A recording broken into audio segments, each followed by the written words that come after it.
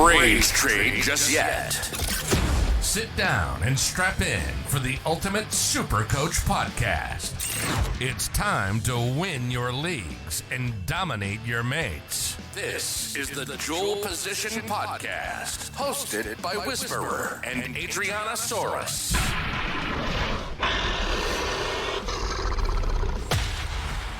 At time of recording, Supercoach has opened. You guys will be hearing this the day after. But exciting times. Some new features have dropped for you draft players out there. There's a lot of stuff, updated. We haven't spoken since the rule changes have come out, Ado, the best 13. I dropped a quick 20-minute sort of initial thoughts on it. I don't love it, but I can see why they've done it to entice the, recreational player. But overall, I think it's going to be a great year. For Manly, though, is it going to be a great year for them? It probably hinges on the back of, or the hamstring of one man. Yeah, they should be the Tommy Turbo carried Seagulls.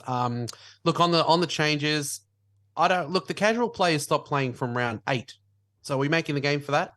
Well, I don't want to get into it because we're doing a team preview, but I had a bit of a whinge, and Rob, my good mate Sutherland from the old Daly Telly, said, look, it's still going to be hard. It's still going to be challenging. But if you ask anyone who's played Supercoach for years and years, they were looking forward to to all the buys this year and having to navigate those. And they're like, I feel another top 100 coming on. Look, you can't alienate you want to lure in the casual players, but look, the casual ones are the ones that are going to stop playing very early. So, yeah. Look, I think it'll still be hard enough to come up with a good 13 personally, and that was how Rob sort of explained it to me. It's hard to come up with a good 13. You usually get maybe 8 of them right, and the rest are all garbage. So if you can still get a good 13, and it's so easy for you, you should be in the top 20 easily. Yeah, I see. Like, as much as I love Nico Hines and Cleary, the combination, I was on the fence about starting with them. I won't lie, but it makes it a lot more easier now, not knowing that we don't have to worry about one of them being out or both of them being out around 13 when, my bench can get up to 13. Exactly. Absolutely. Yeah, look, on the Manly Seagulls, there's I reckon of all the teams that could finish as low as you think and as high as you think, they've got the biggest, space between those two things. I've got them in 9th. I think you've got them in 7th, which I think is absolute madness, even with Tommy Turbo. Well, they have done well with Tommy Turbo in the past. I think he needs to play at least 20 games this season. I know he won the Daly M off 15 or something the other year, but I think he needs 20. I don't love their recruitment. I know you were just saying off air, Kelma Tuilagi. Tigers hero. I.e., I'm a lame duck after 20 minutes of football and I need to go off. So, look, it'll be interesting to see how they go this year. Hopefully over in America, Tommy Turbo, the miracle worker's doing something with him, getting back with some decent hamstrings, and anything could happen for them. Look, they did have some controversy last year. I hope they've scrapped that for this year. The old jersey. Who knows? Like, it was a rough time on social media. I tell you what, during that time of year. Oh my, yeah. So look, that could be anything. That could be anything this year. I wouldn't be surprised if Tommy Turbo plays, an absolute rupee year, plays 20 games, and they're in there in the 7th. But I've got to be 9th because the Raiders are going to make the 8th. So that's the thing, though. Like, if I said to you right now, Tommy Turbo is going to play the entire season, you could realistically put them in 2nd or 3rd. If I told you that he was going to be out for 80% of the season, you could put them in 17th. Mainly just such a hard side to really pin if Tommy them on. Turbo's in there, they've just got they're nowhere near the Penrith Panthers. They've just got a better fullback than Dylan Edwards. Yeah, I don't know. But look, so I think some of my shine on Tommy Turbo is worn off because it feels like we haven't seen him for 100 years. But I get your point. It could be anything. I don't know. Really it's so hard to predict them. In the back of my mind, I just remember every 4:00 game on a Sunday 2 years ago, it was just boring because everyone would captain Turbo and he would punch out 200 points every week. So that's always in the back of my mind. But he is obviously the focal point of what we're going to talk about today.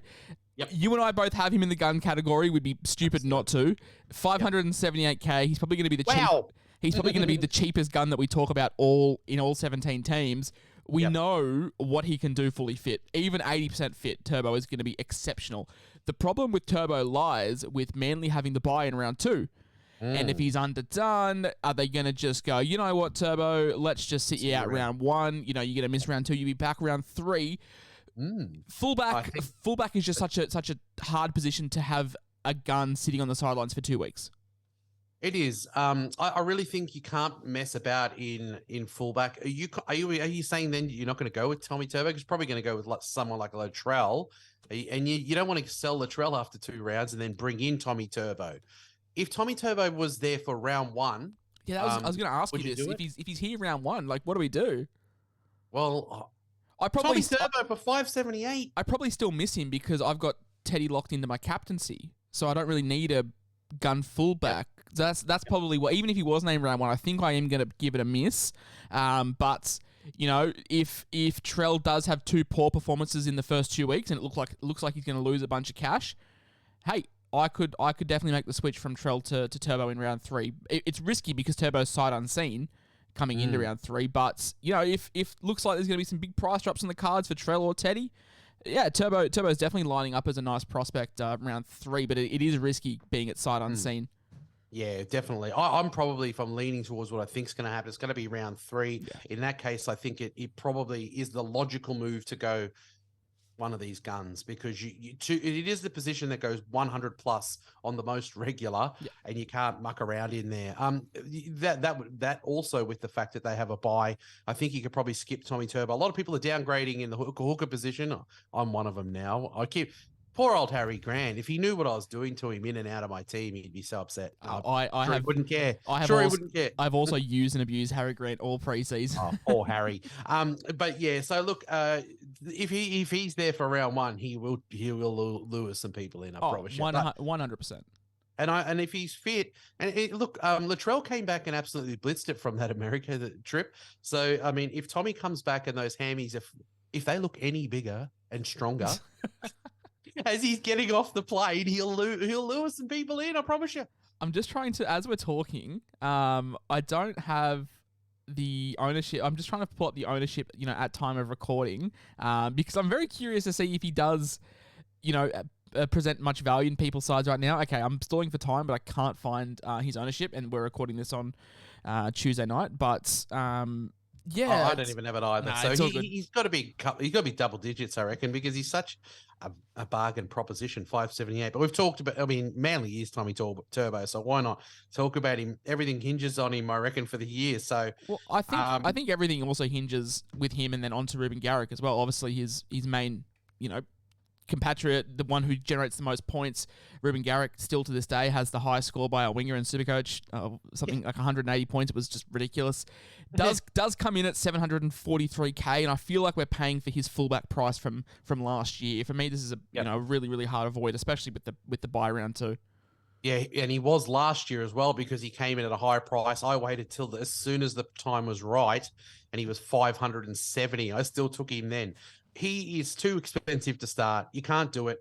If Tommy Turbo is there with him, that's the thing about Reuben. He's come on as a fullback. So if Tommy's not there, he's great at fullback. And if Tommy is there, he's even better as a winger, because there's a lot more points, and it always goes out to those wingers. So if Tommy Turbo plays 20 games this year, you want Reuben Garrick. You've just got to wait till the price is right. Sorry to cut you off. Yeah. Turbo is 28% ownership. Yeah, that is crazy. He's not even there's not even good chat that he's going to be good for round 1. And then they go into the bye. So that's just, no, people are going to go, oh, there's no Tommy Turbo now till round 3. How do I find a decent fullback? That's crazy. Yeah, that's crazy. I thought maybe 11, 12. It's people are nearly 30%. You and I had him at a point. We decided that, look, we've got to make our team realistic, and we'll go Trell. We can't have him to start. You and I had him before he did his hammy, and like I didn't mind it then, but yeah, Trell. I found the cash for him. I didn't think it was possible to find it for him and Teddy, but I managed to find it. I haven't found the cash for Reuben Garrick. I don't think you found the cash for Reuben Garrick, and I would advise everyone listening to also not find the cash for Reuben Garrick. If Turbo slips in the shower again in the preseason and is out for 8 weeks, are we tempted? No, not for Garrick. No, I sort of mean round 3 onwards. Oh, maybe. I mean, you got to get the cash though to do it. And I don't know how many people are going super expensive in the center wing, and is he fullback as well? Yeah, he's fullback center wing. Yeah. So I think I think if you're looking at Reuben Garrick, you are Valentine Holmes owner. and you'd be looking at jumping off Holmes once the draw dries up, and you could potentially jump on Garrick if he played fullback. Yep. Halfback is a weird one this year. For me, there's only really 3 names I like, and Daly Cherry-Evans is not one of them. 693K, I just feel like Sam Walker presents a much better value at cheaper price. I mean, Jerome Hughes, if you wanted to go a bit pottish, I'd prefer him.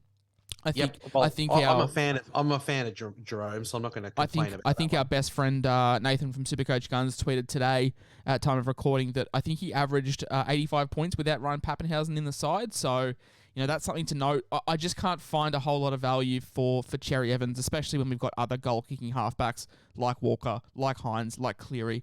Cherry-Evans, with Schuster in the side at 6, you would expect Cherry-Evans to take over a lot of the ball. But if they don't have any attack with no turbo, then I'm not too sure where the points are coming from for Cherry-Evans to justify the near 700K price tag.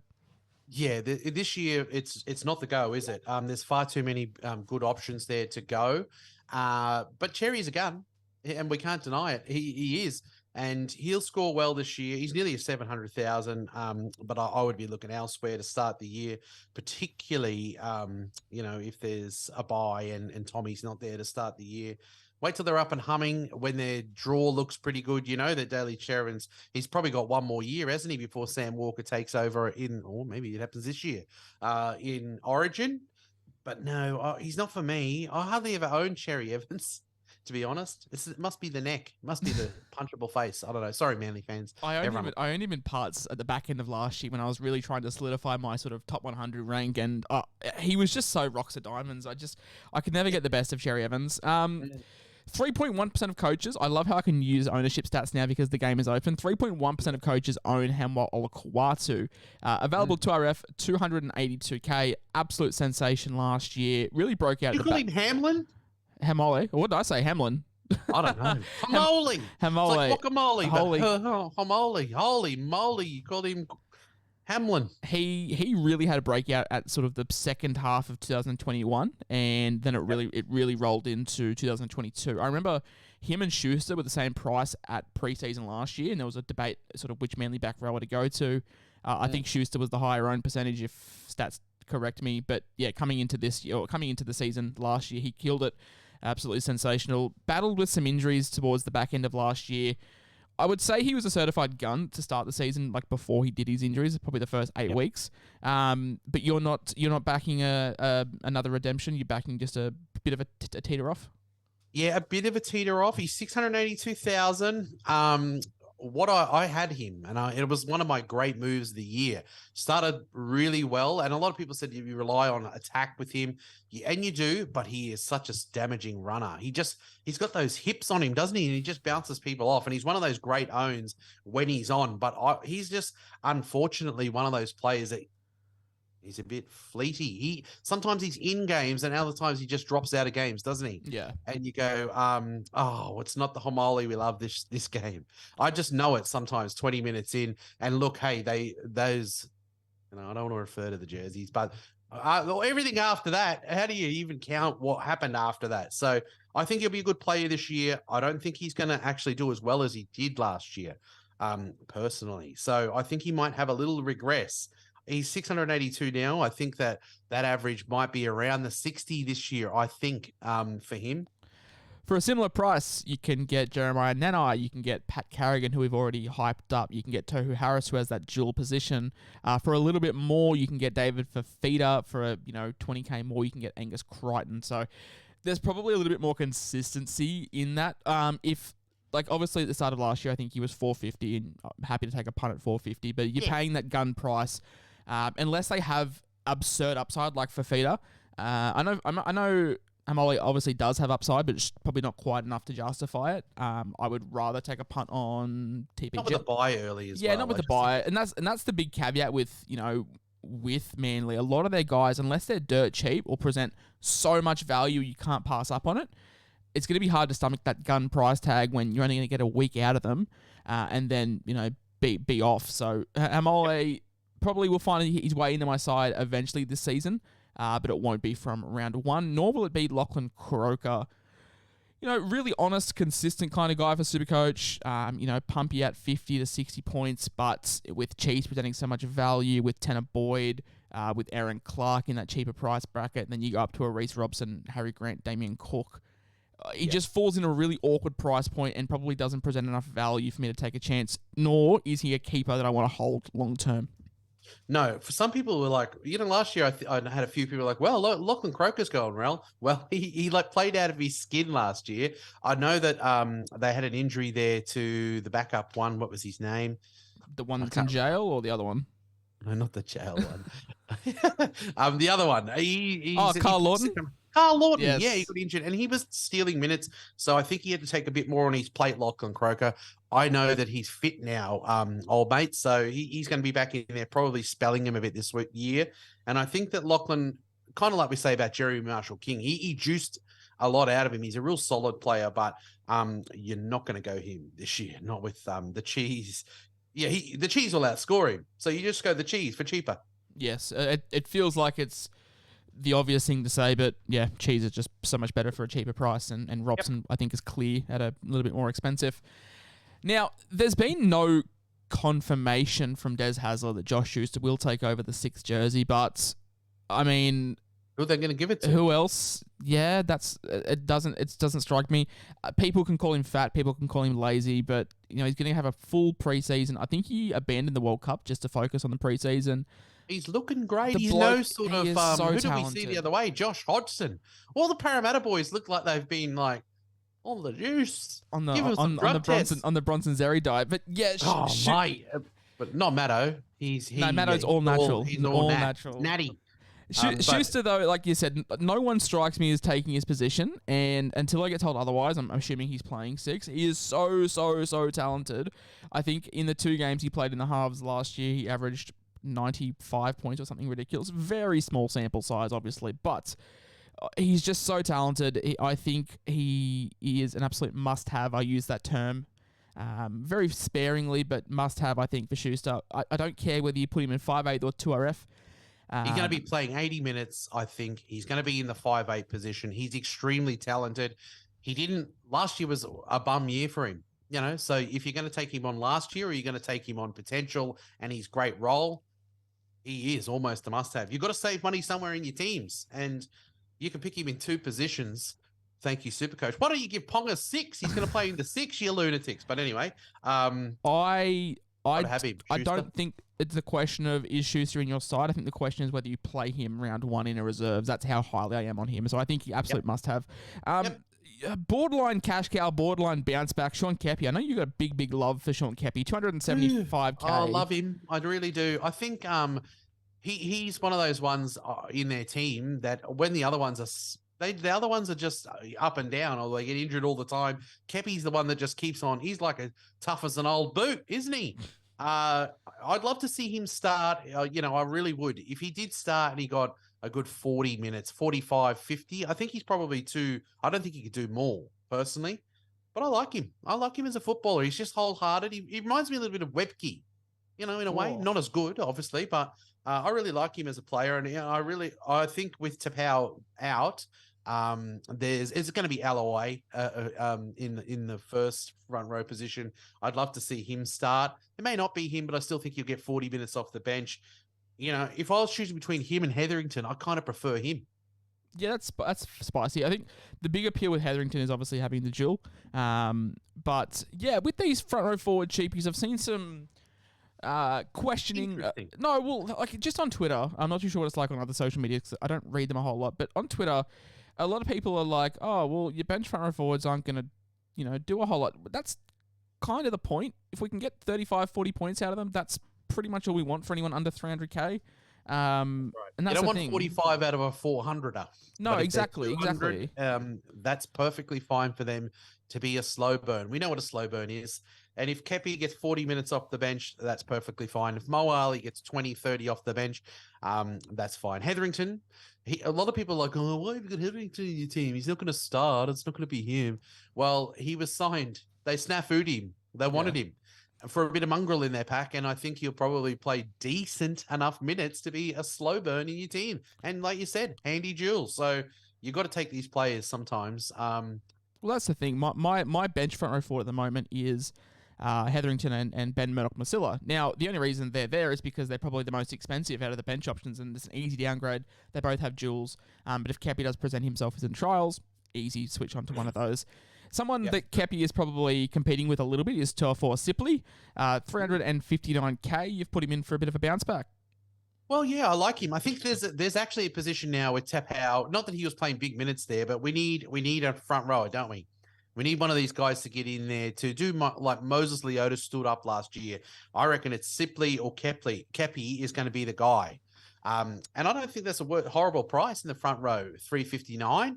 He's in there in that sort of Lindsay Collins sort of thing. And Sipley was the one that probably got the better go than Kepi last year, to be honest. And he was good. With Manly, none of their middles, apart from Jake Trbojevic, are big minute middles. So there should be plenty, of minutes to go around. So a lot of these guys should be able to stake their claim if they do impress Haslam to pick up, 5-7 more minutes a game, which is... I think they could slow burn their way up to a nice 450, type price. They could be like a Josh King last year and just get you up to a nice upgrade. There's a spot there. There's some minutes in that pack for some guys. I think Josh King's a great example because he was a slow burn. He jagged some attacking stats in back-to-back weeks, and that really propelled his price for the next 5 or 6 weeks. And for these cheap guys, that's all you need. It's just 1 or 2 good outputs, and it sends their price skyrocketing. Now, someone who we have been burnt by before is Kelma Tuilagi. As a Tigers fan... Sorry, I used one of my sound effects. I love that. No, all good. Look, he as a Tigers fan, he showed promises last year. I think there was a stretch of 3 weeks in a row where he went 60, 60, 80, but there was a lot of under 45s. When he gets 80 minutes, he is fine, but he's probably a little bit too expensive to be considered fine. If he was 350, I'd be more on board, but at 420... He's going to start in the second row, He'll start in the second row, yeah. And at 426... I think it depends on what they do with Carl Lawton, whether Carl Lawton comes in and plays a bit of back row off the bench. But yeah, 426 is a bit of an awkward price, but I do expect an uptick in average because it can't go any worse than what it was last year. Well, that's right. I think he was signed from a long way out, and he really does have a lot of talent. I think he's up in those offloading sort of tackle breaking. He's got some skills about him. He's really good. The only thing that worries me about Kelma Tuilagi is he does look like he's I don't want to call a player a cat. Is that mean? Bit of a cat. No, you probably find me now and hunt me down. No, but he kept going off. Every 20 minutes he's copped a knock and he's off the field. I hope that over there, he's going to get into a good year, get into a good rhythm. I think starting second row, if they do start him there, he'll get the confidence, and I think he certainly has the talent to do better than 4-26 this year. I think you see him get up to the nice 550, 600, because I think he's going to, like I said, with the other guys, I think there's minutes in there. I think he'll probably play big minutes in the back row as long as he doesn't go off injured. 426 is too much for me. However, I do hope he is a cat in the first 6 weeks and he drops down to 280, and I will happily snatch him up. But that is going to wrap up the Seagulls tomorrow. We will be back with the Cowboys. Plenty more to talk about. A few contentious ones. We've got no sort of place for them between guns, bums, or who not. So sit back, enjoy the Cowboys. We are nearly done all the teams. They should be finished by Sunday, and we should hook straight into hookers exactly on Monday. And yeah, the season is ramping up. Trial footy starts, I think, unofficially this weekend, which is exciting. But hey, I will see you tomorrow, my friend. Look at that. Love it. Bye. Go Manly. Up the Seagulls.